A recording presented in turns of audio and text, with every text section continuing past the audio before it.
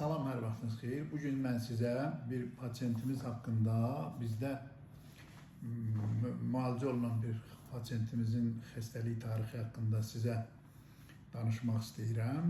Xəstəmiz Rəcəb Əhədov 1960 təvəllüddür. Deməli, başqa bir kifayət qədər tanınmış bir klinikada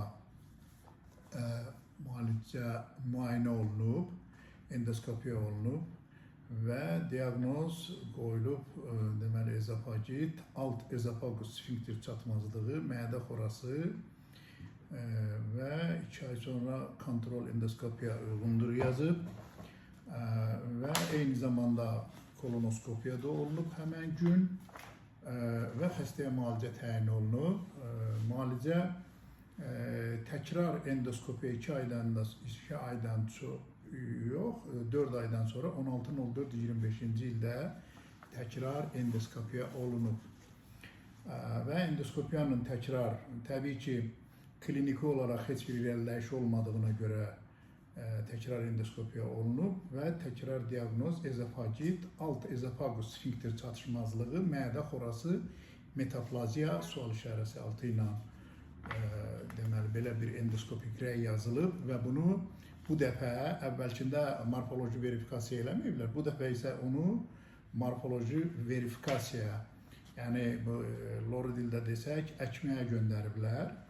Əkməyə kifayət qədər Respublikanın dövlət yönü deməli, himayəli müəssisəsi patoloji mərkəzə göndəriblər və bu mərkəzdə bu analiz olunub.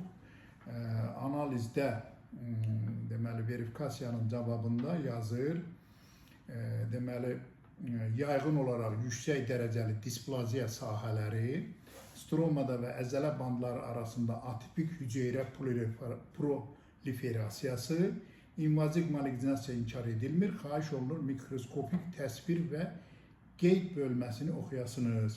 Burada da ona histopatoloji və immunohistokimyəvi rənglənmə təklif ediblər və onu da eləyiblər yenə. Bunu da deməli, həm histopatologiya, həm də histopatoloji və immunohistokimyəvi müayinə olunub, dəyərləndirilib və bu dəyərləndirmənin sonunda deməli, dəyərlənmənin sonunda yazıb, histopatoloji və immunohistokimyəvi nəticələr orta aşağı dərəcədə diferensiyasiyalı adenokarsinoma lehində dəyərləndirilmişdir. 2 nəfərdə qol çəkib. Xəstə bu olub 21.01.25-də, cavab isə alıblar histologiyanı 23.04.25-də. Xəstə bizə müraciəti eləyib, təbii ki, biraz əməliyyat xərci də onu çox qorxudub, çox böyük bir summa ki, bunda rakdır, adenokarsinomadır. Müraciət eləyib bizə, biz müayinə eləmişik, bu bizim müayinə kağızlarıdır. Deməli, bizə müraciət olunub, deməli, 23.05.25-də və biz buna deməli, hidroskan eləmişik, hidrosonografiya, mədəni ultrasəslə yoxlamışıq. Ultrasəslə yoxladıqda mədədə düzdür, yara olduğunu görmüşük, yəni mədəni təsdiq eləmişik, amma infiltrasiya dərəcəsinə görə, divarın qalınlaşmasına görə mən hesab eləmişəm ki, bu şişə oxşamır, yəni şişin infiltrasiya dərəcəsi, divar qalınlığı üçün xarakterik göstəricilər var, onlardan çox aşağıdır və bu çox güman ki, şiş deyil. Amma bu gümandır. Xəstədə təklif eləmişəm ki, bu mənə elə gəlir ki, bu yaradır. Mənim bu ultrasəslə baxdığım parametrlərin nəticəsin və ona analizdə vermişik. Burada müəyyən laborator müayinələr də olub. Bütün bunları nəzərə alıb pasiyentə demişəm ki, mənə 40 gün möhlət versəz, dərmanla skrining, yəni müalicə eləyərəm. Əgər bu yara olsa, çox güman ki, yaradır. Yəni 80-90% gümanım var ki, bu yaradır. hər şey ola bilərdi, amma bu yaradır.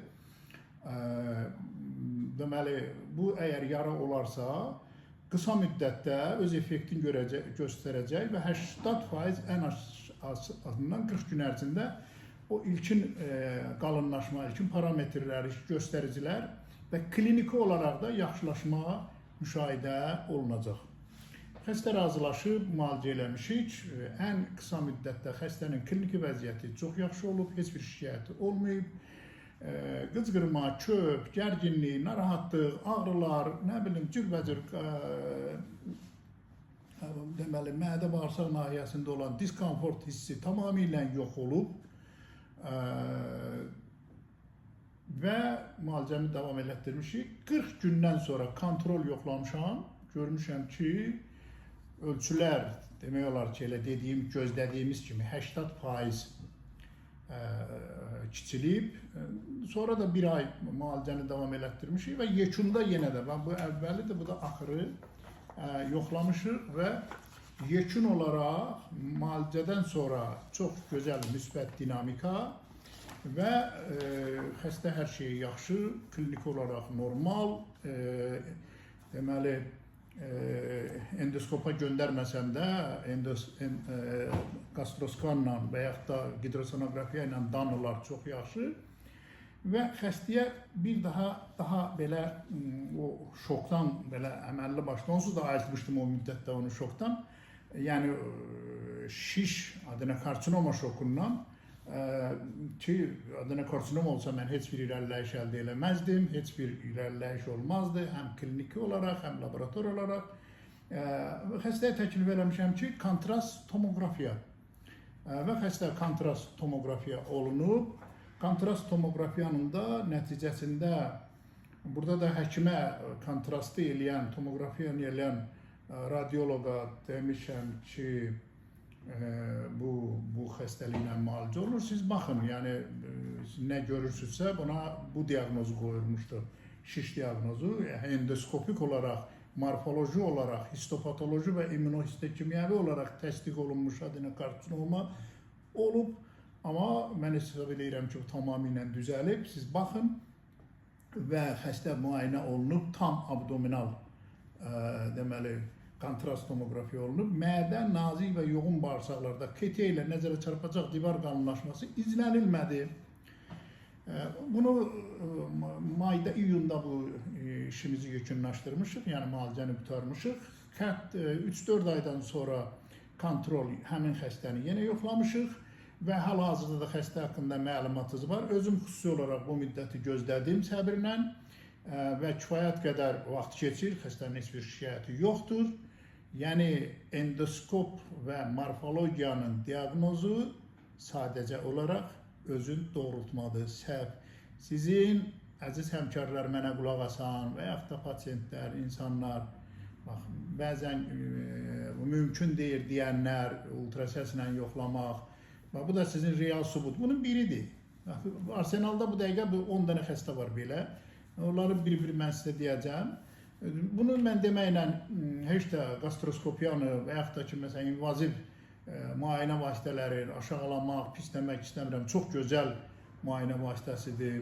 Morfologiya, morfoloji verifikasiya bugünkü reallığın, yəni təbabətin ən yaxşı sahələrindən biridir. Amma təəssüflər olsun ki, onun arxasında duran həkimlər, mütəxəssislər sadəcə olaraq ən elementar sahələrin bilməlidirlər. Yəni, nəyə baxdığın, necə baxdığın, nə üçün baxdığın, nə gözlədiyin, nəyi necə qiymətləndirməli, yaxşı dərk eləsələr, belə səhv, yanlış diaqnoz qoymazdılar. Şükürlər olsun ki, pasiyentimiz bugün ayaq üstədir. Mən daha çox buradan danışa bilmirəm. Çünki vaxt gedir, ətraflı məlumat verə bilmirəm. Sizin başa düşəcəyiniz tərzdə sizə məlumat verdim. Amma bu videonun altında bunu elmi cəhətdən əsaslandırıb, marağı olan zəhmət çəkib onu oxuyar. Orada daha əsaslandırılmış variantda izah eləmişəm. Bu ən çox həkimlər üçündür və tibbi terminlərdən daha çox orada istifadə eləyirəm. Baxın, bir daha mən öz haqlı olduğumu, ultrasəs müayinəsinin necə gözəl və effektiv olduğunun nümayişkaranə şəkildə sizə onu mən həm yazımla, əsaslandırılmış elmi cəhətdən yazımla, həm də bu danışığımla göstərmiş olacağım. Sizə uğurlar, xəstəliklərdən kənar olmağı arzulayıram. Sağ olun, var olun.